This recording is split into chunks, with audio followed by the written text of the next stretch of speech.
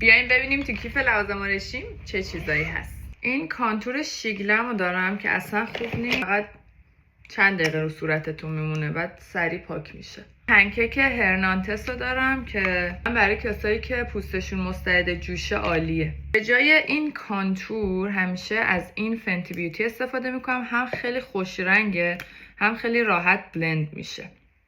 بلاش مانژم دارم که اوایل خیلی احساس زبری میکنم، اذیت میکرد پوستمو، ولی بعد یه مدت که زیاد ازش استفاده کردم دیگه خوبه، نرم شده. این لیپ گلاس اسنس رو دارم، واقعا هم خوش رنگه هم حجم میده به لباتون. یه دونه از این هی ریموورا که واقعا مناسبه، یعنی هر جا میرم با خودم میبرمش. خط لب و رژ شیگلم رو دارم که از اینم اصلا راضی نیستم، واقعا تو 5 دقیقه میره. بچه ها اینو دارم که اینم از شین گرفتم، واقعا کاربردی، یعنی تو مسافرت همه جا با خودم میبرمش.